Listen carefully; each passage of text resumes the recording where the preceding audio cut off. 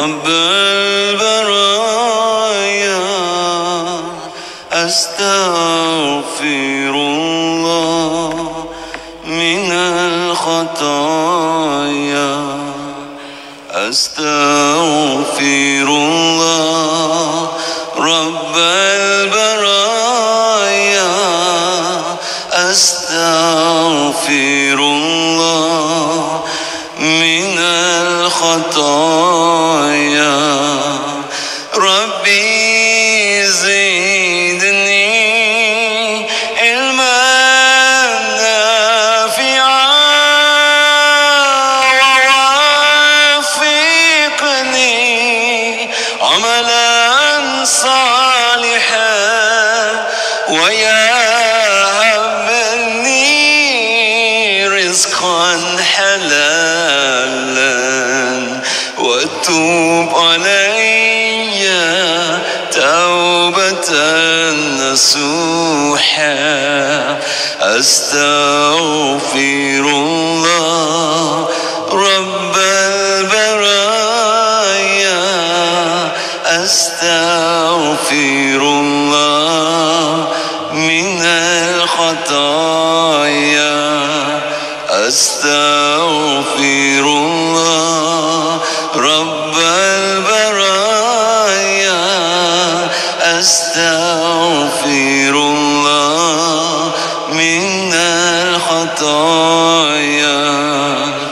يا Allah ampunkan dosa terimalah taubatku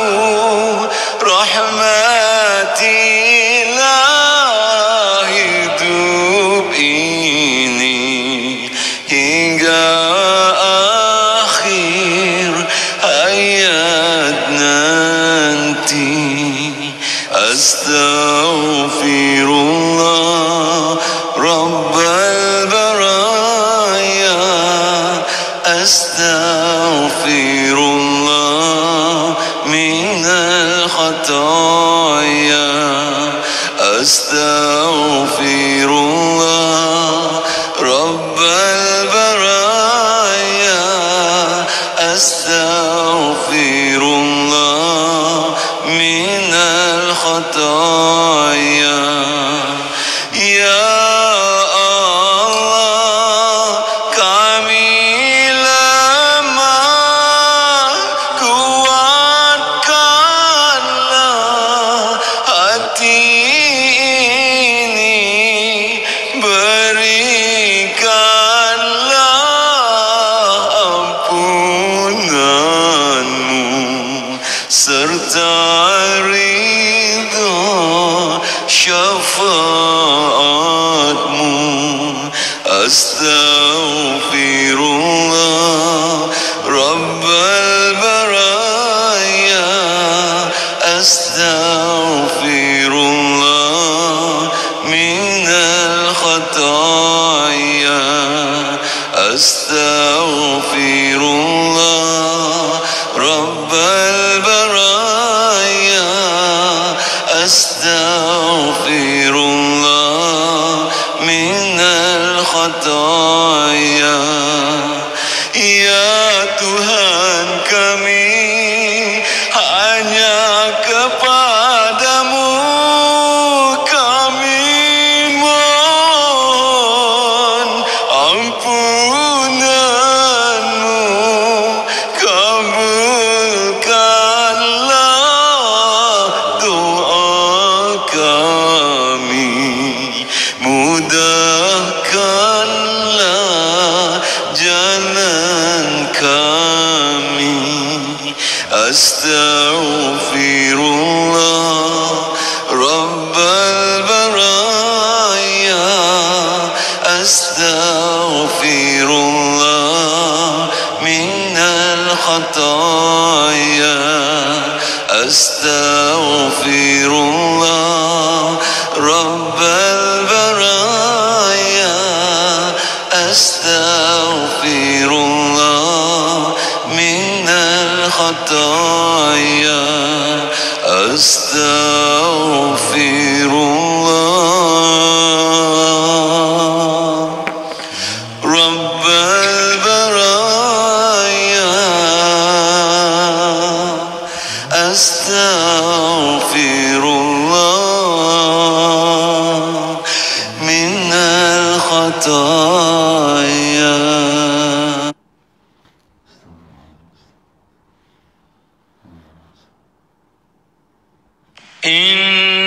الله وملائكته يصلون على النبي يا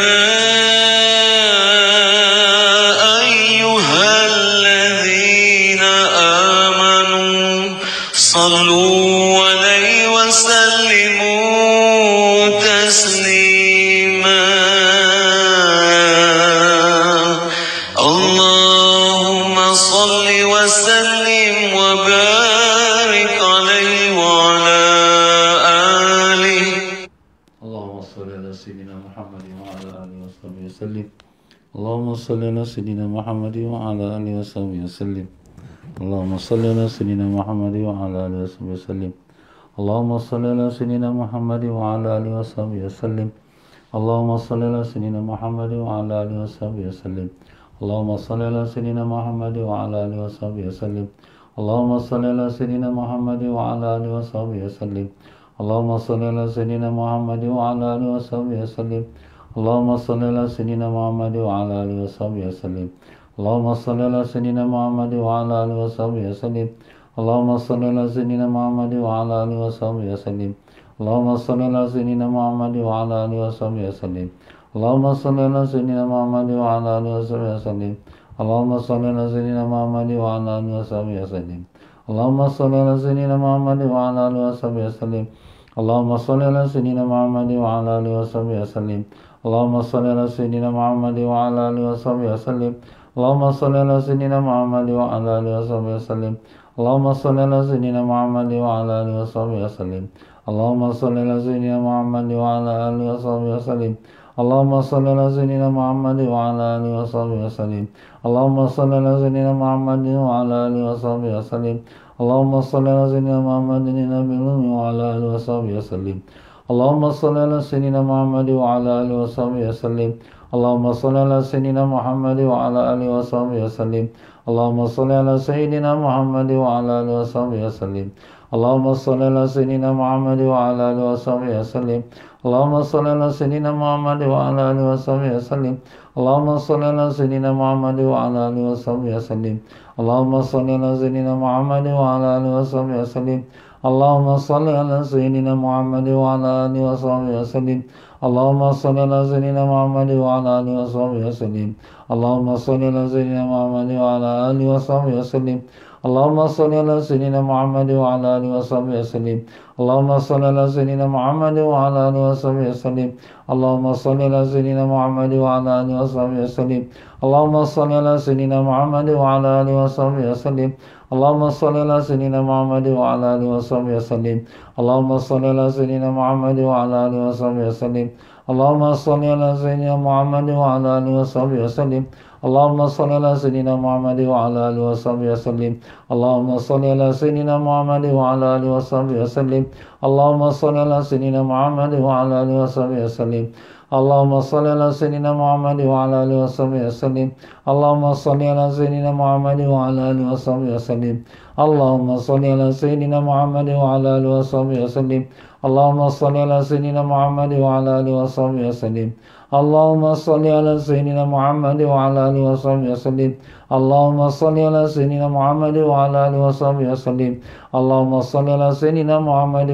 آله وصحبه وسلم اللهم صل على سيدنا محمد وعلى آله وصحبه وسلم اللهم صل على سيدنا محمد وعلى آله وصحبه وسلم اللهم صل على سيدنا محمد وعلى آله وصحبه وسلم اللهم صل على سيدنا محمد وعلى آله وصحبه وسلم اللهم صل على سيدنا محمد وعلى آله وصحبه وسلم اللهم صل على سيدنا محمد وعلى آله وصحبه وسلم اللهم صل على سيدنا محمد وعلى آله وصحبه وسلم اللهم صل على سيدنا محمد وعلى آله وصحبه وسلم اللهم صل على سيدنا محمد وعلى آله وصحبه وسلم اللهم صل على سيدنا محمد وعلى آله وصحبه وسلم اللهم صل على سيدنا محمد وعلى آله وصحبه وسلم اللهم صل على سيدنا محمد وعلى آله وصحبه وسلم اللهم صل على سيدنا محمد وعلى آله وصحبه وسلم اللهم صل على سيدنا محمد وعلى آله وصحبه وسلم اللهم صل على سيدنا محمد وعلى آله وصحبه وسلم اللهم صل على سيدنا محمد وعلى آله وصحبه وسلم Allahumma salli ala sayyidina Muhammad wa ala alihi wasallim. Allahumma salli ala sayyidina Muhammad wa ala alihi wasallim. Allahumma salli ala sayyidina Muhammad wa ala alihi wasallim. Allahumma salli ala sayyidina Muhammad wa ala alihi wasallim. Allahumma salli ala sayyidina Muhammad wa ala alihi wasallim. Allahumma salli ala sayyidina Muhammad wa ala alihi wasallim. Allahumma salli ala sayyidina Muhammad wa ala alihi wasallim. Allahumma salli ala sayyidina Muhammad wa ala alihi wasallim. Allahumma salli ala sayyidina Muhammad wa ala alihi wasallim. Allahumma salli ala sayyidina Muhammad wa ala alihi wasallim. Allahumma salli ala sayyidina Muhammad wa ala alihi wasallim. Allahumma salli ala sayyidina Muhammad wa ala alihi wasallim. Allahumma salli ala sayyidina Muhammad wa ala alihi wasallim. Allahumma salli ala sayyidina Muhammad wa ala alihi wasallim. Allahumma salli ala sayyidina Muhammad wa ala alihi wasallim. Allahumma salli ala sayyidina Muhammad wa ala alihi wasallim. Allahumma salli ala sayyidina Muhammad wa ala alihi wasallim. Allahumma salli ala sayyidina Muhammad wa ala alihi wasallim. Allahumma salli ala sayyidina Muhammad wa ala alihi wasallim. Allahumma salli ala sayyidina Muhammad wa ala alihi wasallim. Allahumma salli ala sayyidina Muhammad wa ala alihi wasallim. Allahumma salli ala sayyidina Muhammad wa ala alihi wasallim. Allahumma salli ala sayyidina Muhammad wa ala alihi wasallim. Allahumma salli ala sayyidina Muhammad wa ala alihi wasallim. Allahumma salli ala sayyidina Muhammad wa ala alihi wasallim.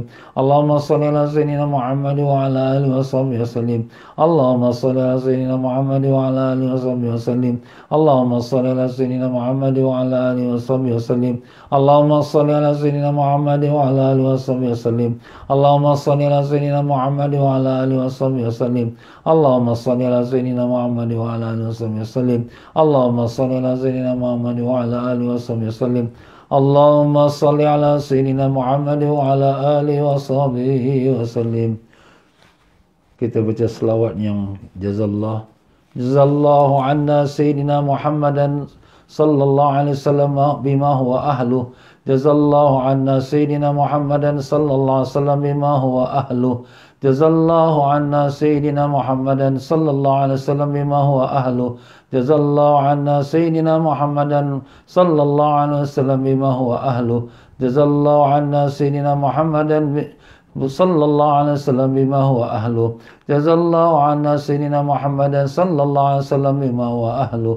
Jazallahu anna sayyidina Muhammadan sallallahu alaihi wasallam bima huwa ahluh. Jazallahu anna sayyidina Muhammadan sallallahu alaihi wasallam bima huwa ahluh. Jazallahu anna sayyidina Muhammadan sallallahu alaihi wasallam bima huwa ahluh. Jazallahu anna sayyidina Muhammadan sallallahu alaihi wasallam bima huwa ahluh. Bismillahirrahmanirrahim. Assalamualaikum ya Rasulullah. Assalamualaikum ya Nabi Allah. Assalamualaikum ya Habib Allah. Assalamualaikum ya Sayyidul Mursalin. Assalamualaikum ya Imam al-Muttaqin. Assalamualaikum ya Khataman Nabiyyin. Wa rahmatullahi wa barakatuh. Al-Fatihah.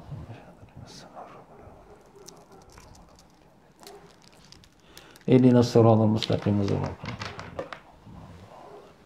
Bismillahirrahmanirrahim. Alhamdulillahirabbil alamin. Allahumma salli wa sallim barik ala sayyidina Muhammad wa ala alihi wasallim. Allahumma aftah alaina wa ala dhurriyyatina futuha ala arifin. Allahumma allimna ma yanfa'una wa'fa'na bima 'allamtana wa zidna 'ilma. Allahumma ya muallima Ibrahim 'allimna, ya mufahhima Sulaiman fahimna. Subhanaka la ilma lana illa ma 'allamtana innaka antal alimul hakim. ولا حول ولا قوة إلا بالله العلي العظيم. وصلى الله على سيدنا محمد وعلى آله وصحبه وسلم والحمد لله رب العالمين. Muslimin dan muslimat rahimakumullah. Assalamualaikum waalaikumsalam warahmatullahi wabarakatuh.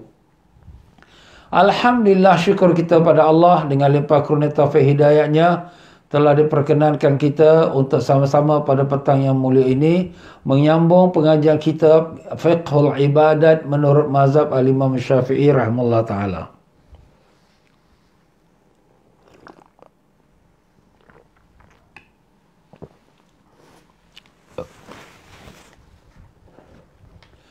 Ya para jemaah sekalian, dalam pelajaran semalam kita telah menghuraikan solat sunat yang diharamkan pada 5 waktu haram. Kita dah sebutkan solat sunatnya diharamkan pada 5 waktu haram. 5 waktu haram tu ialah setelah solat subuh sehinggalah terbit matahari. Dan keduanya ketika matahari sedang terbit dalam 10 minit. Ketiganya ketika istiwa matahari atas kepala tengah-tengah sebelum zuhur dalam 10 minit. Dan keempatnya selepas solat fardu asar. Walaupun fardu asar tu dikerja dengan jamak takdim, lepas asar dah tak boleh sembahyang sunat. Dan yang kelima ialah ketika matahari sedang tenggelam lebih kurang 10 minit sebelum masuk maghrib. Itu 5 waktu solat haram sembahyang sunat. Tapi sembahyang sunat yang mana diharamkan? Ada 2 kategori sembahyang sunat yang diharamkan. Yang pertama, solat sunat yang sebabnya datang kemudian. Maknanya dah solat baru datang sebab. Sebagai contoh, solat sunat ihram. Sunat ihram tu jatuh niat haji atau niat umrah. Kita dah solat sunat ihram, kemudian barulah kita niat haji atau niat umrah. Sebabnya datang selepas solat. Haram, tak boleh waktu yang 5 tadi. Dan yang kedua, solat sunat, iaitu solat sunat istikharah. Minta petunjuk dari Allah.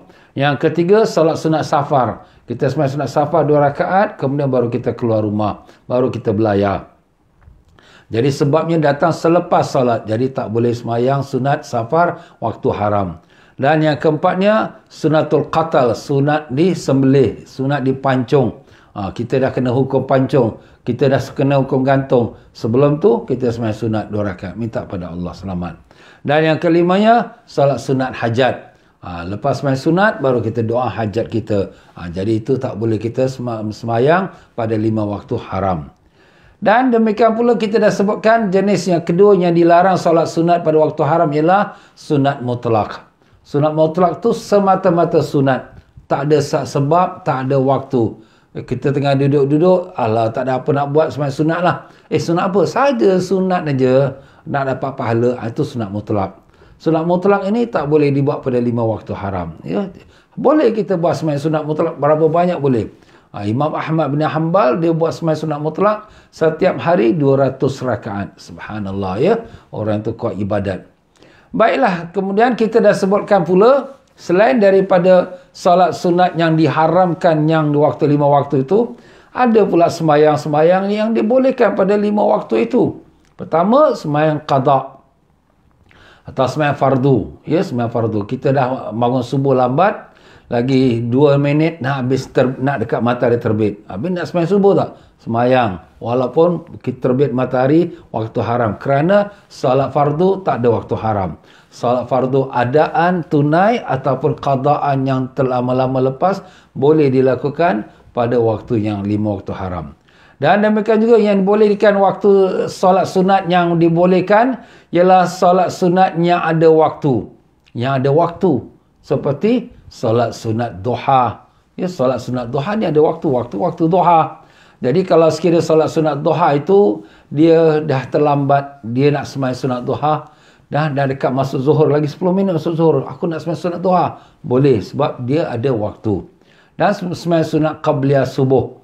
Boleh, walaupun kita kata dah terlepas sembahyang subuh, ya, kita dah sembahyang subuh, baru nak sembahyang sunat qabliyah subuh. Dah tadi tak sempat lah Ustaz. Okey, boleh, walaupun pada waktu haram. Tu sebab sembahyang tu ada waktu. Dan solat sunat yang ketiga yang boleh kita solat sunat ialah solat sunat yang sebabnya terdahulu. Terdahulu tu macam mana? Dah berlaku sebab, baru kita sembahyang sunat. Seperti sunat wuduk. Dah ambil wuduk, kemudian kita sembahyang sunat. Jadi dah ada sebab, baru kita sembahyang sunat. Itu boleh. Walaupun pada 5 waktu haram.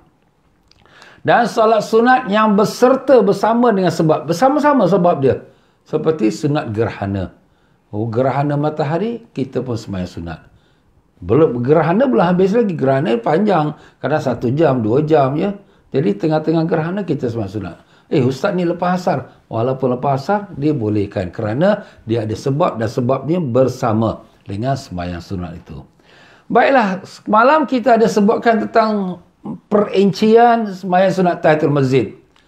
Jadi perincian sembahyang sunat tahiyatul masjid, ada yang dibolehkan solat sunat tahiyatul masjid, ada yang tak dibolehkan solat sunat tahiyatul masjid. Jadi yang kita kata boleh sembahyang sunat tahiyatul masjid tu bila? kalaulah sekiranya dia masuk ke masjid itu dengan ada tujuan yang lain. Ya, tujuan lain. Kerana apa? Nak semayang Jumaat, nak semayang Maghrib. Ya, kita datang masjid. Biasa kita masuk masjid nak pada malam Jumaat. Ya, kita nak hadir majlis tahlil lepas Maghrib. Lepas kita sampai pukul 6 petang. Sampai 6 petang, kemudian lepas tu nak sembahyang sunat tahiyatul masjid. Boleh. Apa tujuan kau datang masjid? Tujuan saya nak mengikuti majlis tahlil, nak sembahyang Maghrib fardu.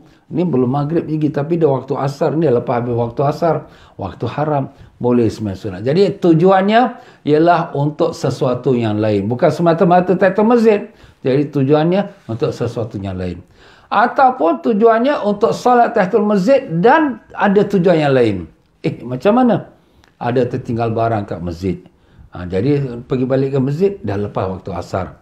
Dah masuk masjid, kita sembahyang sunat tahiyatul masjid lah. Jadi ada tujuan dia ialah untuk ambil barang dan juga solat tahiyatul masjid. 2 in 1. Boleh. Yang tak boleh, semata-mata nak sembahyang tahiyatul masjid. Mari aku pergi masjid ni. Kenapa? Saja nak sembahyang tahiyatul masjid. Jadi ini tak ada tujuan lain. Tak ada. Bukan pasal nak sembahyang jemaah, bukan pasal nak ambil barang, sekadar nak sembahyang saja tahiyatul masjid. Sembahyang asar dah sembahyang lah tadi kat rumah. Ni aku lalu masjid, aku nak sembahyang tahiyatul masjid. Jadi sini hukumnya haram. Kerana ini waktu haram. Lepas asar, waktu haram. Jadi tak boleh sembahyang sunat tahiyatul masjid. Kalau datang masjid hanya semata-mata untuk sunat tahiyatul masjid. Kalau datang kerana nak ambil barang, kalau datang kerana nak solat maghrib, tak apalah, memang ada tujuan dia pun. Bukan sekadar untuk sembahyang tahiyatul masjid. Tapi dah masuk masjid tu, sebelum duduk sembahyang tahiyatul masjid.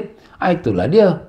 Itulah dia tuan-tuan dan puan-puan, sedikit perincian tentang sembahyang sunat tahiyatul masjid. Dan pada petang ini kita masuk pula di muka surat 498 membicarakan tentang faedah yang kedua.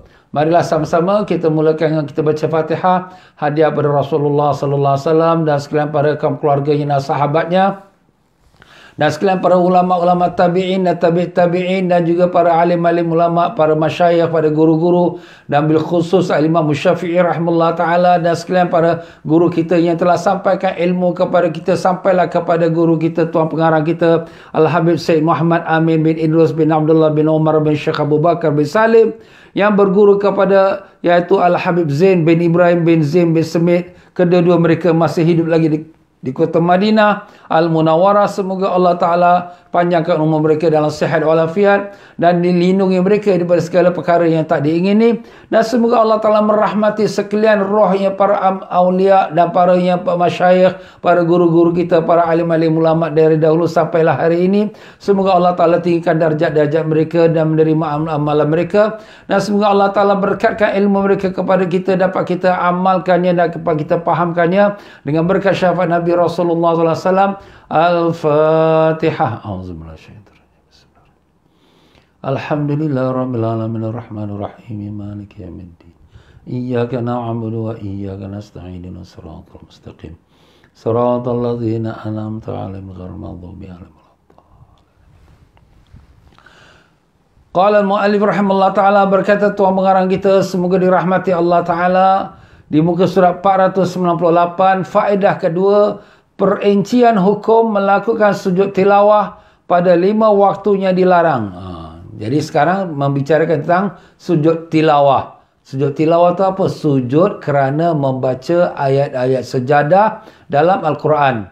Dalam Quran ada 14 ayat yang dinamakan ayat sujud sejadah. Di mana bila kita baca, kita stop dan kita pun letak Quran tepi dan kita pun Allah Akbar, kita sujud. Itu namanya sujud tilawah atau sujud sejadah. Ya, sejadah tu sujud, tilawah tu bacaan Quran. Ya, jadi ini kita membaca Quran dan kemudian sujud tilawah lepas waktu asar ataupun lepas subuh.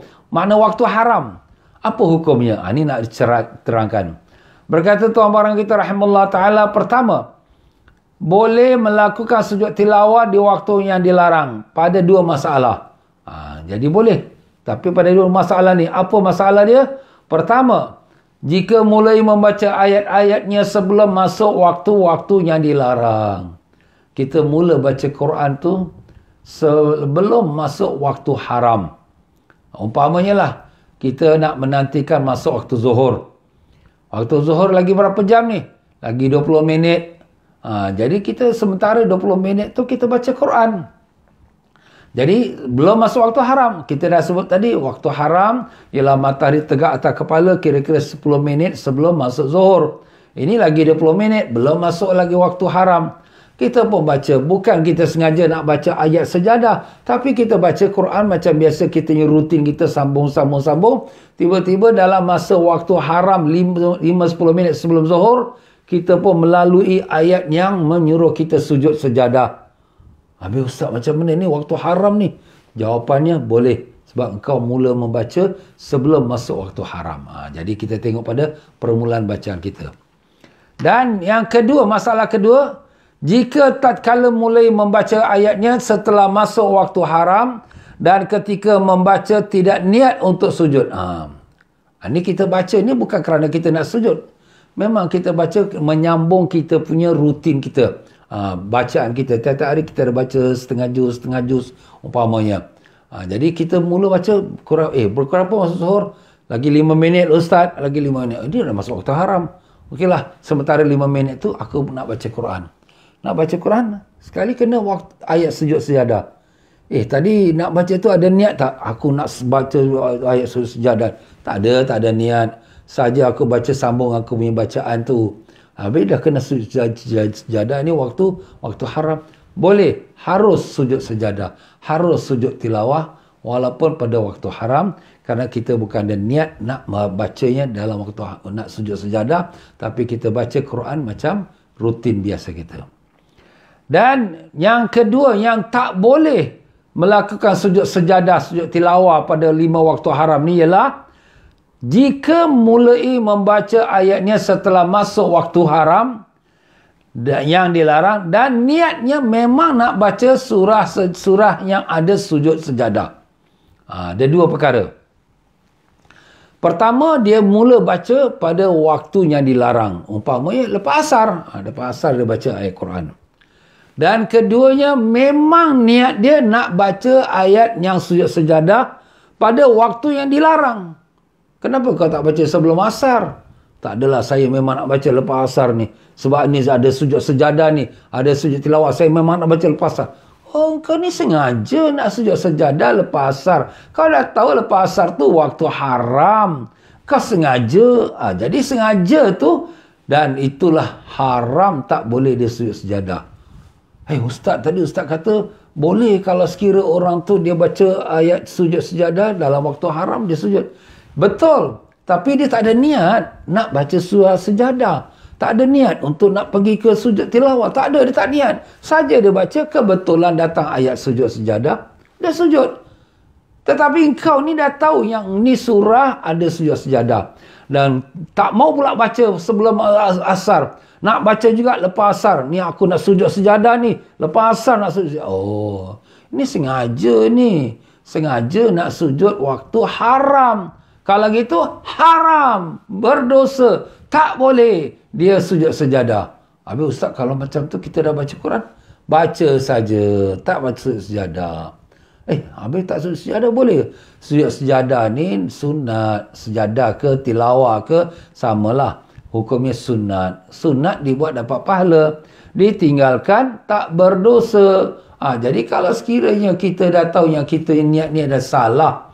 Aku ni dah tersilap lah. Pergi niat nak baca surah ni ada sujud sejadah. Dan niat pula nak bacanya lepas asar. Dah tahu-tahu itu waktu haram. Nak baca juga lepas asar dengan kerana nak sujud sejadah. Kalau gitu, boleh baca Quran. Bukan kata tak boleh. Quran memang disuruh baca. Tapi tak boleh sujud sejadah. Kerana ini waktu haram. Kalau tadi niat nak baca sujud sejadah tu kerana waktu haram. Tak boleh. Jadi harap jelas ya. Bilakah masa yang dibolehkan sujud sejadah pada waktu haram? Kalau dia mula baca sebelum waktu haram. Dia mula baca sebelum waktu haram. Kemudian kebetulan ada sujud sejadah. Dia pun sujud. Ataupun dia mula masuk dalam waktu haram dia baru mula baca. Tapi tak ada niat nak sujud sejadah. Kebetulan bacaan dia ada sujud sejadah. Dia sujud. Itu semua boleh. Yang tak boleh, kau dah tahu itu surah ada sujud sejadah, dan kau dah tahu waktu haram tak boleh sujud sejadah. Kalaulah itu yang kau niatkan, tapi dia niatkan nak baca surah ni, nak sujud sejadah lepas asar, lepas subuh, waktu haram. Ini sengaja ni. Tak boleh, tak boleh. Itu hukum dia. Allahu a'lam. Baik, selesai kita faedah kedua. Masuk kita pada faedah yang ketiga pula. Perincian hukum melakukan sujud syukur. Sekarang bab sujud syukur pula, ya. Sujud tilawah dah selesai, sujud syukur pula. Pada 5 waktu yang dilarang adalah sebagai berikut. Apa dia? Yang pertama, jika tidak niat. Nak sujud syukur, ya. Dia tak niat pun untuk melakukan sujud syukur di waktu haram. Dia tak niat. Maka hukum sujudnya adalah boleh dan sah. Dia tak ada niat nak sujud syukur lepas asar. Dia tak ada niat nak sujud syukur lepas subuh. Tak ada niat. Tiba-tiba datang nikmat. Isteri kau bersalin dah. Dah dapat anak dah. Alhamdulillah. Dia pun Allah Akbar sujud. Ni lepas asar lah. Boleh. Kerana engkau tak ada niat dari awal nak sujud syukur lepas asar. Tak ada niat. Kebetulan lepas asar tengah duduk-duduk berzikir ke, tengah baca Quran ke, orang dah bawa berita, ataupun kita pun tengok handphone dapat mesej, isteri kita dah bersalin. Alhamdulillah. Kita pun Allah Akbar sujud syukur. Itu boleh. Hal ini sebagaimana yang telah dilakukan oleh sahabat Nabi SAW Ka'ab bin Malik radhiyallahu an, tatkala turun ayat tentang penerimaan taubatnya yang terjadi setelah salat subuh, maka beliau radhiyallahu langsung sujud syukur dan Rasulullah SAW melihatnya. Jadi Ka'ab bin Malik ini kisahnya, dia daripada tiga orang yang wasalasatul ladzina khulifu, iaitu 3 orang yang tinggal daripada pergi perang fi sabilillah. Itu sejarah sahabat-sahabat lah, ya. Jadi ada orang tu yang tinggalkan kerana dia dah orang tua. Yang keduanya kerana tak ada orang kat rumah dia nak jaga keluarga dia. Yang ketiga, Ka'ab bin Malik ni, dia kesibukkan dengan dia punya tanaman. Yang 2 orang pertama ni Nabi maafkan kerana ada sebab. Sebab dia pertama orang tua, keduanya tak ada orang nak jaga keluarga dia. Ya. Tapi Ka'ab bin Malik ini belum dapat kemaafan daripada Nabi. Kenapa? Kerana dia lambat nak pergi fisabilillah tu, kerana dia sibuk dengan kebun dia. Kebetulan pada masa nak bala tentera Islam nak keluar pada Madinah, masa tu buah-buah kurma sedang menjadi. Jadi dia pun kata, tak apalah, nanti aku ikut kat belakang. Dia nak bungkus-bungkus, nak siap-siapkan lah. Ya, kebun kurma dia tu, buah-buahan yang sedang nak menjadi tu, dia nak bungkuskan supaya jangan dimakan oleh ulat ataupun apa-apa kerangga ke apa.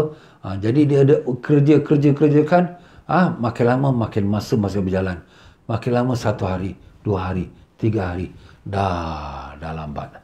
Kemudian apabila Nabi pulang daripada peperangan, kemudian Nabi pun didatangi oleh 3 orang ni. 3 orang ni, orang tua minta maaf, ya Rasulullah, saya dah uzur, saya tak kuat. Yang lagi satu, saya minta maaf ya Rasulullah kerana saya keluarga tak ada orang jaga anak saya ni dan isteri saya ni ada masalah. Tapi Ka'ab bin Malik mengaku, ya Rasulullah, saya tak ada sebab. Saya disibukkan dengan dunia, saya mengaku kesalahan saya. Dia rasa dah, dia salah tu. Dia nak minta ampun dengan Allah, minta ampun dengan Rasul. Maka Nabi SAW tidak terima dia punya alasan. Kerana salah, tak boleh. Ini tentera Islam berangkat, tinggalkan dunia. Ini sekarang nak berangkat ni peperangan ni. Ini arahan Allah, arahan Rasul. Tapi dia sudah sibuk dengan dunia sampai tinggal arahan Allah dan arah Rasul. Nampak tuan-tuan ni? Kita perintah Allah, perintah Rasul tu come first. Perintah Allah haram, tak boleh. Jangan kita sentuh. Perintah Allah wajib, itu kita tak lakukan. Jangan kita dolak dalih, tak apalah, ini saya keluarga ini saya ni cari rezeki. Cari rezeki banyak lagi. Ini saya ni ada urusan dunia ni. Don't give excuse. Perintah Allah kita jalankan. Ya, ini banyak orang zaman sekarang ni dengan alasan kerja lah, alasan itu sampai semayang pun lewat. Tak boleh. Sampai semayang pun tinggal waktu. Lepas tu qada. Lepas tu alasan kerana cari rezeki. Ini tak bukan hukum kecil-kecil, ni hukum berat ni. Na'udzubillah min zalik. Kita dah sebut dah bab solat tu. Jadi Ka'ab bin Malik ni dia diperintahkan oleh Nabi, jangan siapa-siapa bercakap dengan dia. Ya, jangan dia siapa bergaul dengan dia, jangan. Dia kena isolated. Ya. House, kita kata isolation. Dia tak ada orang boleh campur, dia tak ada orang boleh bergaul dengan dia. Semua orang tengok dia, tak boleh bercakap dengan dia. Kena boycott lah. Sampailah 40 hari. Lebih kurang 40 hari lah, tak silap saya ya. Lepas 40 hari dia sedang solat dia di atas tempat semayang dia, di atas bumbung rumah dia ya. Bumbung rumah orang-orang di negeri Arab ni flat roof ya. Jadi semayang kat rumah, kat bumbung rumah dia. Lepas semayang subuh ya, datang wahyu dari Allah Ta'ala berita pada Nabi SAW bahawa Allah terima taubat semua mereka itu. Apabila berita itu datang, jadi diberitakan kepada mereka. Jadi 3 orang, 2 orang itu orang tua dengan orang yang sibuk tu, mereka pun belum lagi dapat keampunan Allah, tetapi mereka dibolehkan bercampur keluarga mereka, boleh bergaul dengan dia, semua boleh. Cuma yang Ka'ab bin Malik saja yang dibaikotkan oleh Nabi kita sallallahu alaihi wasallam. Jadi 3 orang itu pada lepas 40 hari dapat wahyu daripada Allah kepada Nabi kita, bahawa Allah terima mereka punya taubat. Dan disampaikanlah berita tu kepada dia. Dia pun bila dengar saja dia dapat terima taubat daripada Allah, terus dia sujud syukur. Allahu Akbar, dia sujud syukur. Bila dia sujud syukur tu lepas subuh. Lepas subuh pada waktu haram. Yang kita dah sebutlah tadi. Waktu haram ya. Jadi dengan itu dia sujud pada waktu haram. Ustaz, boleh ke? Bukan dia memang niat nak sujud syukur pada waktu haram, tapi kebetulan berita itu sampai pada waktu haram. Jadi dia sujud syukur. Harus, boleh, sah, dapat pahala. Itu hukum dia. Itu cerita dalam tu ya. Yang kedua, jika niat akan melakukan sujud syukur itu di waktu yang haram, maka sujud syukur dia itu haram dan tak sah. Dia memang niat, aku dah dapat dah anugerah, dah dapat naik pangkat dah. Nak sujud syukur pada Allah. Nanti. Tunggu lepas asar. Lepas asar ni waktu haram. Tak apa. Lepas asar nanti aku. Dia sengaja nak tunggu waktu haram, nak sujud. Ini sengaja ni, dah tahu ni haram, sujud juga. Maka haram dia, berdosa dia, dan tidak sah sujud dia. Nampak? Balik pada niat lah. Innamal a'malu binniyat. Nampak tuan-tuan? Tadi kalau kita dapat berita tu kebetulan lepas asar, lepas subuh, tak apalah. Tapi kalau kita dapat berita tu lebih awal, tapi nak sujud syukur nanti lepas main asar aku nak sujud syukur, maka hukumnya haram kalau kita sengaja nak lakukan sujud syukur lepas waktu asar atau pada waktu yang haram. Allah alam. Jadi begitulah sujud syukur ni kepada orang-orang yang dapat anugerah. Jadi alim ulama fikih dengan ulama tasawuf ada sikit perbezaan. Ulama fikih mengatakan kalau dapat nikmat yang zahir.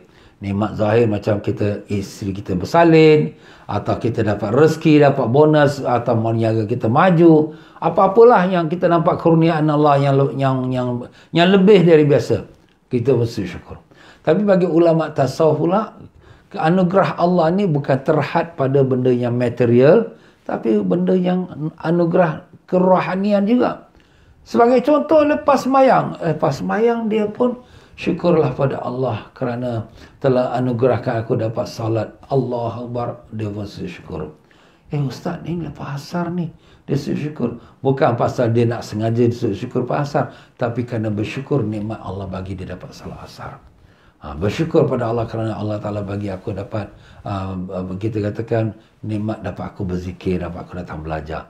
Jadi ini nikmat ni nikmat kerohanian yang tak nampak dengan mata. Tapi di sisi ulama tasawuf itu diharuskan. Kenapa? Sebab itu nikmat yang mendatang pada dia. Bukan dia nak bersengaja. Yalah lepas asar, alhamdulillah, syukurlah, Allah dah sempurnakan aku solat asar. Kalau tidak, tadi tengah solat aku mati tadi. Ataupun tadi sebelum aku nak solat dah mati dah.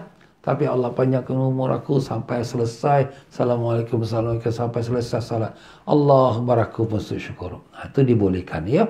Pada ini berbezalah antara pendapat ulama fikih dengan ulama tasawuf. Ulama fikih kata tak boleh. Ulama tasawuf kata boleh. Kerana dengan sebab syukur tu atas nikmat kerohanian. Allahu a'lam. Faedah yang keempat di muka surat 499. Perincian hukum melakukan solat jenazah pada 5 waktu yang dilarang. Kita dah tahu solat jenazah ini dia solat mayat ya. Kita nak buatnya lepas sembahyang asar atau lepas sembahyang subuh. Umpamanya lah ya. Ini waktu haram, boleh ke tak boleh? Ada dia punya huraian dia. Huraian dia yang pertama, jika terdapat keutamaan yang lebih tatkala dilakukan di waktu yang dilarang, contohnya dengan di atas dengan niatkan agar jumlah para jemaah solat lebih banyak, maka hukumnya adalah boleh dan sah. Kita nak sembahyangkan jenazah ini lepas zuhur, tapi lepas zuhur tak ramai orang tengah kerja. Jadi dan kita nak bagi tahu orang ramai pun dia punya masa tu tak sempat nak bagi tahu. Berita tu tak sempat nak sebar sepenuhnya. Kita take time sikit lah. Kita sembahyang asar, kita lepas sembahyang asar kita sembahyang jenazah. Ini waktu haram ni. Yalah, bukan pasal kerana waktu haram aku nak sembahyang jenazah, tapi kerana dengan lepas asar orang dah habis kerja, jadi ramailah orang solatkan jenazah bapa aku ni atau mak aku ini. Jadi dengan tujuan supaya orang lebih ramai dan dapat berita tu disampaikan lebih ramai kepada orang luar, supaya orang luar dapat lebih ramai datang untuk solat jenazah. Alhamdulillah, bila dibuatkan lepas asar, ramai penuh masjid. Syukur alhamdulillah. Nampak? Sebab berita pun dah tersebar, orang pun dah tahu, dan kemudian lepas asar pun orang dah habis kerja, orang pun datanglah terus pergi ke masjid dan sembahyangkan jenazah kepada almarhum atau marhumah itu. Itu boleh. Dengan niatnya untuk supaya lebih ramai orang dan datang sembahyang, ataupun kerana supaya dapat disebarkan berita itu kepada kaum keluarga. Sebab ada keluarga yang datang daripada jauh, daripada Malaysia, daripada mana datang, kita temulah supaya boleh ramai anak cucu yang dapat sembahyangkan jenazah datuk nenek dia ni. Tak apa. Tapi yang dilarang, yang kedua, jika menunda solat jenazah hanya untuk dilakukan di waktunya dilarang, maka hukumnya adalah haram dan tidak sah. Kenapa ni kau tak nak semayangkan sekarang ni? Sekarang ni kan dah bagus. Kita semayang jenazah pun dah siap dah. Kita semayangkanlah sekarang. Nanti. Kita tunggu nanti lepas asar. Kenapa nak lepas asar? Pasal lepas asar tu waktu haram. Jadi aku nak semayangkan jenazah bapa aku ni pada waktu haram. Pelik bin ajaib kau ni. Dah tahu waktu tu haram dan tak ada sebab nak dilambat-lambatkan, tapi kau nak lambatkan kerana nak sembahyangkan jenazah pada waktu haram. Haram kau sembahyangkan jenazah pada waktu haram. Berdosa dan tak sah nak sembahyang jenazah dia. Alamak Ustaz, habis macam mana ni? Jangan dilambatkan. Kalau tak ada sebab yang lain. Kalau ada sebab lain macam kita sebut tadi, supaya lebih ramai orang datang, supaya mudah-mudahan dapat rahmat nasi mayat ini ya. Kalau dalam riwayat sebut, kalau ada 40 orang sembahyangkan jenazah itu, maka diampunkan dosa jenazah itu kalau ada 40 orang. Kalau lebih ramai lagi bagus, alhamdulillah. Dan kalau kita sembahyang jenazah tu, kita buat 3 saf. 3 saf, paling minimum 3 saf. Jadi kalau ada lebih kurang 6 orang ke, 7 orang ke, buat satu saf, 2 orang. Buatkan 3 saf. Kenapa? Itu dalam hadis. Jenazah yang disembayangkan oleh 3 saf, maka diampunkan Allah dosanya. Tapi kalau dah ramai, lebih pada 3 saf, tak apalah. Tapi itu dia punya fadilatnya. Jadi macam itulah dia tuan-tuan ya. Jadi kalau kita nak sembahyang jenazah, tapi jangan sampai kelang kabut, ya, sampai kita tak sempat nak sembahyang zuhur. Ni jenazah ni kita nak bawa pergi kubur sekarang. Habis sembahyang zuhur, nanti kita bawa pergi kubur, kita selesaikan dulu. Ya Allah, jadi jenazah tu dah tentu nak pergi ke kubur. Kita yang hidup ni sembahyang zuhur dulu. Jangan kita pula yang hidup kerana jenazah, kita punya tinggal pula sembahyang zuhur kita. Haram pula dosa kita. Maaf tuan-tuan ya. Habis ustaz nanti kita dah lambat nanti jenazah sampai lepas asar. Tak apa. Bukan kerana kita nak sengaja tunggu asar. Tapi kita kerana nak tunaikan kewajipan kita solat zuhur kita. Itu dia tuan-tuan dan puan-puan. Ya, selesai kita daripada bicarakan tentang jenazah, solat jenazah pada waktu haram ya. Bila yang dibolehkan solat jenazah pada waktu haram dan bila yang tak boleh solat jenazah pada waktu haram. Yang keempat, di muka surat 499. Solat ketika sedang khutbah Jumaat. Kita solat Jumaat. Jadi kita datang sembahyang Jumaat. Kemudian imam tengah khutbah. Nak sembahyang sunat tahiyatul masjid ke tidak ni? Ni sebenarnya masalah timbul. Ketika khatib sedang khutbah Jumaat, maka syariat Islam melarang seseorang yang ingin menghadiri salat Jumaat meskipun yang masih berada di rumahnya untuk melakukan salat, baik qada, salat fardu atau salat sunat, kecuali salat sunat tahiyatul masjid. Nampak? Jadi imam tengah khutbah ni, kita jangan sibuk dengan sembahyang qada. Jangan. Jangan kita sibuk sembahyang sunat itu sunat. Jangan. Sebab khutbah ini dia menduduki 2 rakaat zuhur. Sembahyang Jumaat ini dia pengganti solat zuhur. Pengganti. Jadi sebab tu orang lelaki lepas sembahyang Jumaat dia tak wajib lagi sembahyang zuhur.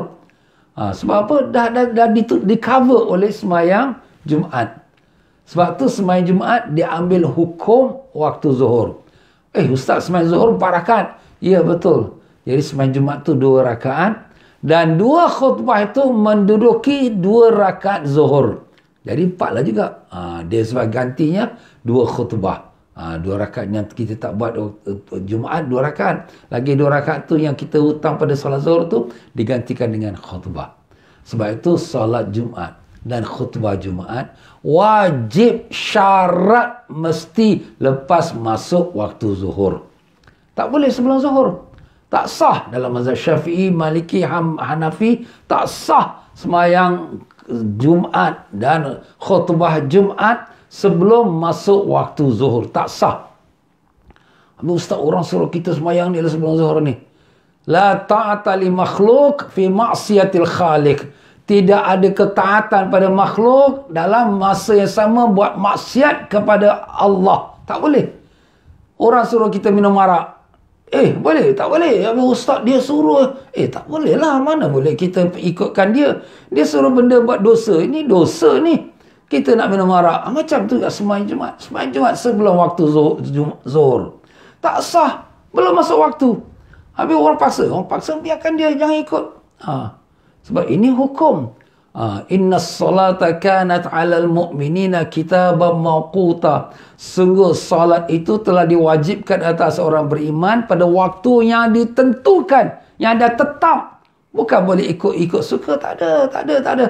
Ya. Kalau darurat, apa darurat? Tak ada darurat. Apa yang darurat? Apa yang maslahat? Tak ada masalah. Jadi itu tuan-tuan dan puan-puan ya. Kita nak sembahyang Jumaat mesti masuk waktu zuhur. Dah sekarang kita datang masjid.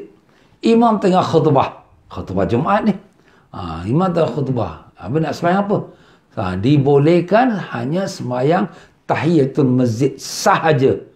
Yang lain-lain tak boleh. Jadi sembahyang tahiyatul masjid hukumnya setelah hukumnya adalah boleh dan sunat untuk dilakukannya jika 5 syaratnya telah dipenuhi. Ada 5 syarat. Bukan sekadar kita boleh buat saja. Tidak. Ada 5 syarat lagi Ustaz. Tahiyatul masjid ni. Yes. Syarat pertama, tidak lebih dari 2 rakaat. Jangan buat lebih-lebih. Nak buat 4 rakaat. Buat 6 rakaat. 2 rakaat cukup. Memadai 2 rakaat itu sebagai penghormatan kepada masjid. Tahiyatul masjid itu apa makna? Penghormatan pada masjid. 2 rakaat. Nabi SAW satu masa sedang khutbah, masuk satu orang. Dia pun terus duduk. Masuk dalam masjid lah, dia terus duduk. Nabi daripada mimbar tu, Nabi turun, pergi pada dia. Kau dah sembahyang 2 rakaat? Belum ya Rasulullah. Nabi kata, bangun, semayang 2 rakaat dahulu. Kemudian Nabi pun balik ke mimbar, sambung khutbah lagi. Jadi ulama nak menceritakan ini, menunjukkan kepada kita bagaimana Nabi sangat ambil berat dengan hukum tahiyatul masjid. Sampai Nabi tengah khutbah boleh stop dan turun dan berjalan pergi pada makmum tadi. Kau dah sembahyang sunat 2 rakaat? Belum. Bangun, sembahyang sunat 2 rakaat. Kemudian Nabi balik. Nampak tuan-tuan? Jadi sembahyang tahiyatul masjid cukuplah dengan 2 rakaat. Kalau kita datang sebelum azan ke, sebelum imam khutbah ke kan, kita nak buat 4 rakaat, tak apa, boleh. Itu memang dalam mazhab Syafi'i pun ada sunatnya. Imam Ghazali menyebutkan dalam kitabnya, ada kitab Ihya, siapa sembahyang sunat tahiyatul masjid pada hari Jumaat, kita datang solat Jumaat, kita datang awal, kita sembahyang sunat 4 rakaat. 4 rakaat, setiap rakaat lepas Fatihah baca qul huwallahu ahad sebanyak 50 kali. Jadi kalau 4 rakaat sudah jadi 200 kali. Dia tak ada tahiyat awal, tak ada. Rakaat pertama, rakaat kedua, ketiga, keempat straight. Ya. Dan kemudian tahiyat akhir, lepas tu tahiyat akhir, lepas tu salam. Siapa yang amalkan tahiyatul masjid 4 rakaat pada hari Jumaat, maka dia waktu nak mati, Allah bukakan dia pintu syurga depan mata dia dan dia akan lihat tempat dia kembali dalam syurga. Allah, Allah. Nampak kelebihan dia tuan-tuan ya? Kalau dapat kita buat macam tu. Tapi yelah sekarang ni susah masalah. Nak booking, kemudian nak masuk pun dah on time, dah nak masuk, dah dekat khutbah baru kita boleh masuk. Allah. Ini sekarang kita ni dalam malapetaka tuan-tuan. Bukan malapetaka penyakit, tapi malapetaka ibadat kita ini sekarang terganggu. Yelah apa nak buat Ustaz? Yelah kita pun tak salahkan, sebab itu pun dah kehendak Allah SWT juga ya. Tapi itulah rugi-rugi.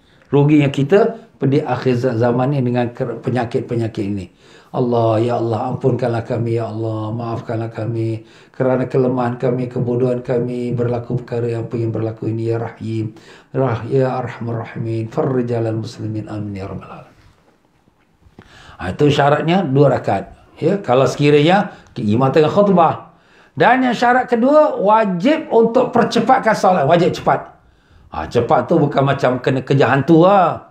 Cukup baca Fatihah betul, rukuk ada tumakninah, sujud ada tumakninah. Bila Ustaz cakap cepat ni, maknanya jangan baca surah panjang-panjang.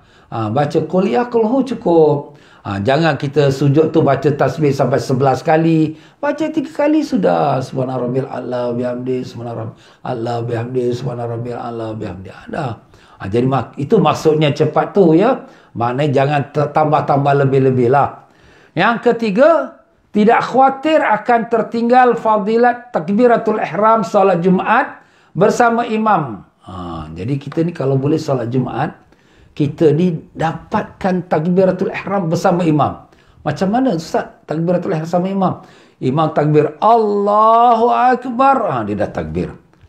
Sebelum dia baca Fatihah, kita pun Allahu Akbar. Itu dia dapat pahala solat sama imam, takbiratul ihram bersama. Tapi bukan bersama tu sama-sama serentak, tidak. Maknanya imam lepas takbiratul ihram, kita pun takbiratul ihram. Itu ada kelebihan dia. Tapi kalau kita dah terlambat, imam pun dah baca Fatihah, baru kita Allahu Akbar, tak salah. Sah sembahyang, cuma fadilatnya ada sedikit beza ya. Baik, jadi kalau boleh kita dapatkan solat Jumaat itu sama-sama lepas imam takbir, kita terus masuk takbir. Jadi kalau gitu sembahyang tahiyatul masjid tu jangan lambat sangat. Kalaulah kita dah tahu yang imam ni sekarang ni dah penghujung dah dia punya khutbah. Jadi tuan pengarang kita kata, contoh jika seorang datang pada akhir khutbah kedua, maka sunat baginya untuk tidak solat. Dan tetap dalam posisi berdiri sampai imam solat Jumaat. Kemudian dia niat solat Jumaat dan tahiyatul masjid. Di sini dia dah sampai lambat. Imam ni dah penghujung dah. Orang kata nak ending dah dengan dia khutbah dia. Nak habis dah. Kalau aku solat tahiyatul masjid, tak sempat ni. Nanti sekejap lagi kamat nanti. Aku boleh habis 2 rakaat dah kamat. Habis apa buat? Kita tunggu dulu. Kita boleh pertimbangkanlah, tengok imam ni tengah khutbah pertama ni. Okey, kita sembahyang tahiyatul masjid. Tapi imam ni dah dekat akhir lah. Khutbah kedua ni. Dah nak doa dah tu. Sudah, kita jangan sembahyang tahiyatul masjid. Habis nak duduk tak? Jangan duduk. Sebab Nabi pesan, "Idza dakhala ahadukumul masjid fala yajlis hatta yarka' rakatain." Apabila seseorang kamu masuk masjid, jangan duduk hingga dia sembahyang 2 rakaat. Itu pesanan Nabi tu. Jadi jangan duduk. Jadi dia berdiri. Tunggu imam sampai selesai khutbah, sampai qamat. Jadi bila dah selesai khutbah qamat, kita pun masuk saf, kemudian kita sembahyang. Niat apa? Niat sembahyang Jumaat, tapi tambahkan niat tambahan tahiyatul masjid. Macam mana tu Ustaz? Allah, aku solat fardu Jumaat ikut imam. Itu niat tu mesti ada tu. Aku solat fardu Jumaat ikut imam dan tahiyatul masjid 2 rakaat kerana Allah. 2 rakaat tu sunat lah, nak sebut boleh, tak sebut tu tak apa. Jadi niat sekali lagi, aku solat fardu Jumaat ikut imam dan tahiyatul masjid. Jadi dapat dua-dua. 2 in 1. Dapat pahala solat Jumaat dan dapat pahala tahiyatul masjid. Itu tuan-tuan ya. Dan yang keempat, syarat keempat. Salat tahiyatul masjid ni bagi seorang yang datang dari luar. Ini perkataan tuan pengarang kita ni, kita tambahkan sikit, jadi jelaskan sikit. Bagi seorang yang datang dari luar. Maknanya orang nak sembahyang tahiyatul masjid ni bagi orang yang datang dari luar. Sekali lagi saya ulangi. Perkataan bagi seorang yang datang dari luar maknanya orang yang nak salat tahiyatul masjid mestilah bagi orang yang datang dari luar. Maknanya orang tu baru datanglah, baru masuk masjid. Lain halnya jika seorang yang memang berada dalam masjid, maka tidak boleh baginya untuk solat sunat tahiyatul masjid. Kalau orang dah duduk dalam masjid, dia dah masuk masjid, dia dah sembahyang duha, dah sembahyang tahiyatul masjid, dah duduk. Imam tengah khutbah, dia nak bangun pula nak sembahyang tahiyatul masjid. Engkau bukan datang pada luar. Ini tahiyatul masjid ni tu orang datang pada luar masuk masjid. Kau duduk kat dalam, duduk diam-diam sudah. Jangan bangun-bangun. Ini imam tengah khutbah ni. Macam tu tuan-tuan ya. Itu demi syarat keempat. Syarat keempat, orang yang sembahyang tahiyatul masjid tu orang yang datang dari luar, bukan orang yang sudah ada dalam masjid. Yang kelima, akan masuk ke dalam masjid. Lain halnya, iaitu yang kelima, iaitu dia salat Jumaat, dia dalam masjid. Dalam masjid lah. Sebab yang disunatkan tahiyatul masjid, kalau kita masuk dalam masjid. Lain halnya jika salat Jumaat ini dilakukan di selain masjid. Contoh di lapangan, maka tidak boleh salat. Kalau kita salat Jumaat, masjid dah penuh kat dalam. Kita sembahyang kat koridor dia, kat parking dia, kat beranda masjid, kat luar lah. Itu kawasan i'tikaf ke? Tidak, itu bukan kawasan i'tikaf. Itu tak dituntut, tak disuruh tahiyatul masjid. Awak datang, awak duduk sudah. Habis ustaz, ada orang datang dia sembahyang. Itu, ialah, dia tak belajar. Atau mungkin dia sembahyang sunat qada ke, dia sembahyang qada duha dia ke, kita tak tahu. Kita jangan fikirlah problem orang tu. Pokok kita dah tahu bahawa tahiyatul masjid ialah kalau kita dalam masjid. Kalau kita kat luar masjid, maka dia tak ada tahiyatul masjid. Ya, kita duduk saja, kita dengar khutbah imam. Itu tuan-tuan ya. Jika telah terpenuh 5 syaratnya, maka disunatkan untuk melakukan solat sunat tahiyatul masjid 2 rakaat. Dan boleh juga digabung dengan solat sunat qabliyah Jumaat. Ni solat sunat qabliyah Jumaat. Dalam mazhab imam yang 4, Syafi'i, Maliki, Hanbali, Hanafi, sunat sembahyang sunat qabliyah Jumaat. Ya, ada juga orang yang kata tak ada qabliyah Jumaat, tak ada. Itu terserah dia. Tapi dalam 4 imam kita, bahawa mereka mengatakan ada sembahyang sunat qabliyah Jumaat. Habis ustaz, manalah kita sempat nak sembahyang sunat qabliyah Jumaat. Tadi dah cakap sembahyang tahiyatul masjid pun 2 rakaat, jangan lebih-lebih. Ya. Jadi bila kita niat aku sembahyang sunat tahiyatul masjid dan sunat Jumaat qabliyatan. Boleh bergabung 2, 2 in 1. Boleh. Ya, ini boleh. Aku sembahyang sunat tahiyatul masjid dan sunat qabliyah Jumaat. Sunat qabliyah Jumaat. 2 rakaat kerana Allah. Itulah tuan-tuan dan puan-puan. Boleh digabungkan ya. Dan begitulah dalil dari masalah ni daripada hadis Nabi sallallahu alaihi wasallam, "Idza ja'a ahadakum yaumal jumu'ah wal imam yakhthub falyarka wa yatajawwaz fihi ma." Hadis riwayat Imam Muslim. Jika salah seorang dari kamu datang ke masjid pada hari Jumaat sedangkan sang imam sedang berkhutbah, maka salatlah sunat tahiyatul masjid 2 rakaat dan percepatkanlah pada keduanya. Percepat solat tersebut agar dapat mendengarkan khutbah. Walaupun khutbah tu khutbah pertama, panjang lagi ni imam nak khutbah ni. Tapi cepatkan 2 rakaat. Supaya kita boleh duduk, kita dengarkan khutbah. Apa yang sakit-baki khutbah tu. Sebab tujuan khutbah tu ialah nak menyampaikan tausiah ataupun wasiat atau tazkirah peringatan. Ya. Wallahu a'lam. Alhamdulillah. Selesai kita daripada perkara bab waktu yang diharamkan salat. Jadi dah jelas kepada kita, diharamkan salat ialah salat-salat sunat yang datang kemudian dan juga sunat mutlak, dan diharuskan salat sunat yang awal sebabnya yang mutaqaddim yang telah terdahulu ataupun bersama-sama ataupun beberapa masalah yang telah kita sebutkan tadi. Allahu alam. Alhamdulillah, mudah-mudahan jelas. Kalau ada yang tak jelas lagi boleh tanya saya dalam saya punya message FB saya, ya, mudah-mudahan dapat kita jelaskan. Mereka yang belum lagi ada kitab ini, Fiqhul Ibadat, haraplah segera ya order. Boleh order online saya ya.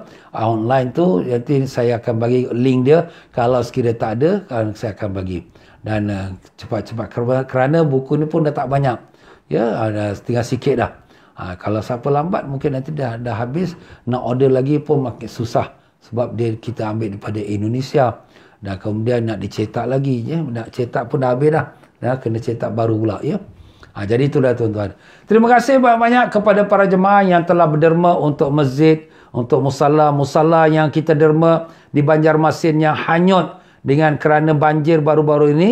Alhamdulillah dah dapat kita, tanahnya dapat dibeli dan bangunannya sedang membangun, tapi masih lagi banyak kekurangan. Kalau siapa yang nak buat wakaf musalla tersebut, sangat-sangat dialukan. Dan saya minta kepada mereka yang buat derma tu, PayNow ke, transfer ke, tuliskan apa tujuan dia. Untuk madrasah, untuk wakaf ataupun musalla. Wakaf tu untuk musalla lah tu. Atau untuk Al-Quran ya, untuk buat perigi, untuk anak yatim, untuk miskin. Orang miskin pun banyak tuan-tuan ya. Banyak kawasan-kawasan yang meminta bantuan. Tapi saya tak dapat bantu semuanya kerana kita punya sumber kita pun sangat terhad. Itu semua tergantung pada derma para jemaah juga ya. Walau bagaimanapun saya ucapkan banyak terima kasih mereka yang derma, jazakumullah khairan, dan semoga Allah melipat gandakan pahala anda sekalian. Dan demikian juga para jemaah sekalian, kita sekarang ni dah masuk bulan Sya'ban. Hari ini sudah masuk 2 Sya'ban ya. Jadi bulan Sya'ban ni Nabi SAW anjurkan kita banyakkan selawat kerana bulan ini bulan Nabi. Kalau bulan Rajab namanya Syahrullah, bulan Allah. Kalau Sya'ban dinamakan Syahrul Rasulullah, bulan Nabi. Dan kemudian ni kalau sekiranya bulan Ramadan namakan bulan ummati, umat aku punya bulan ya. Ya tuan-tuan dan puan-puan, insya-Allah kita cuba selesaikan juzuk pertama ni. Juzuk pertama ni pun mungkin lagi 20 muka surat selesai insya-Allah. Dan kemudian kita akan membacakan tentang Ramadan ya, sebagai persediaan kita untuk puasa Ramadan insya-Allah. Dalam buku kita ni juga ada, tapi juz yang kedua pula insya-Allah. Baiklah tuan-tuan dan puan-puan, mari sama-sama kita bacakan Fatihah. Semoga berkat Fatihah Allah SWT ampunkan dosa-dosa kita, ibu bapa kita, datuk nenek kita semua. Dan semoga berkat Fatihah Allah sembuhkan saudara mara kita, keluarga kita yang sedang sakit. Ya, Abdul Latif bin Harun, Hamid binti Mahmud, dan juga Ruqayyah binti Ali Khan, Sa'ad bin Alwi, dan Haji Muhammad Marikan bin Yaakob ya, dan juga Kamaruddin Abdul Hamid, dan mereka yang lainnya meminta doa kepada kita, Inah binti Ali dan sebagainya. Semoga Allah sembuhkan mereka dan ringankan bebanan mereka dan keluarga mereka. Dan semoga dengan berkat Fatihah juga Allah Ta'ala sampaikan kepada ibu bapa kita, datuk nenek kita, adik-beradik kita yang telah meninggal dunia, isteri kita, suami kita yang telah meninggal dunia. Semoga Allah rahmati mereka dalam kubur mereka dan diluaskan kubur mereka, dimasukkan dalam syurga dan kubur mereka dengan berkat syafaat Nabi Rasulullah SAW. Al-Fatihah. Alhamdulillahirabbil alamin arrahmanir rahim maliki yaumiddin iyyaka na'budu wa nasta'in. Ihdinas siratal mustaqim siratal ladzina an'amta 'alaihim. Ya tuan-tuan, malam ini sampai hari ke lapangan jam 7.45 ada pengajian kitab Sirah Salikin di Masjid Maidin, Singapura yang lepas maghrib, dan insya-Allah lepas isyak sampai ada masa silakan baca kitab Kurnia Rabbani dari Syekh Abdul Qadir Jalani pukul 9 malam daripada Masjid Kasim, Singapura. Mari sama-sama kita berdiri memberikan salam pada Nabi kita Rasulullah sallallahu alaihi wasallam. على محمد صلى الله عليه وسلم صلى الله على محمد صلى الله عليه وسلم الله يا نبي سلام عليك يا رسول سلام عليك يا حبيب سلام عليك صلوات الله عليك الله يا نبي سلام عليك يا رسول سلام عليك يا حبيب سلام عليك صلوات الله عليك أشرق الكون ابتهاجا بوجود المصطفى أحمد ولأهل الكون أنس وسرور قد تجدد الله يا نبي سلام عليك يا رسول سلام عليك يا حبيب سلام عليك صلوات الله عليك فاقربوا يا أهل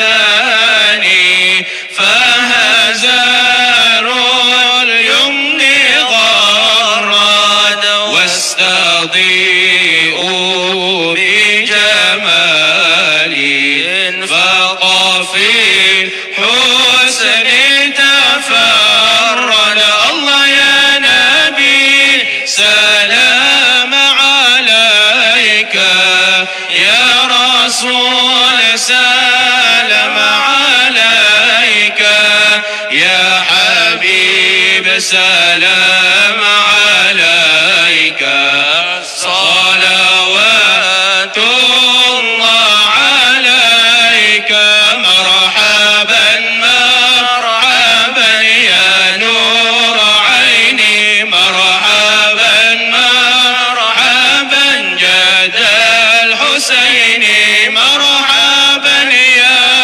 رسول الله أهلا مرحبا بك إن بك نسعد مرحبا مرحبا يا نور عيني مرحبا مرحبا جد الحسين مرحبا وبجاه يا إلهي مرحبا جود وبلغ كل مقصد مرحبا مرحبا يا نور عيني مرحبا مرحبا جد الحسين مرحبا واهدنا نهج سبيلي مرحبا كي به نصعد ونرشد مرحبا مرحبا يا نور عيني مرحبا مرحبا جد الحسين ربي فاغفر لي ذنوبي يا الله ببركة الهادي محمد يا الله ربي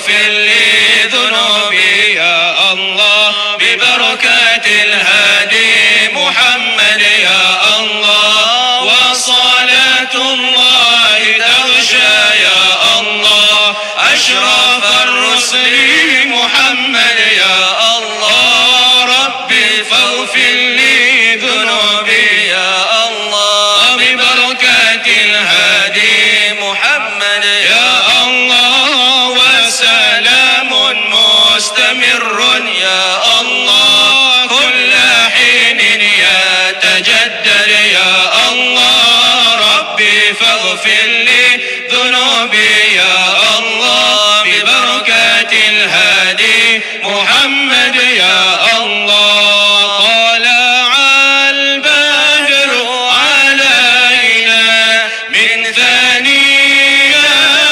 الوداع وجب الشكر علينا ما دعا لله داع أيها المبعوث فينا جئت بالأمر المطاع جئت شرفت المدينة مرحبا يا خير داع طلع البدر علينا من ثنيات الوداع وجب الشكر علينا ما دعا لله داع صلى الله على محمد صلى الله عليه وسلم صلى الله على محمد صلى الله عليه وسلم صلى الله على محمد صلى الله عليه وسلم اللهم صل وسلم وبارك عليه وعلى آله. Sekian saja wabillahi taufiq wal hidayah. Wassalamualaikum warahmatullahi wabarakatuh.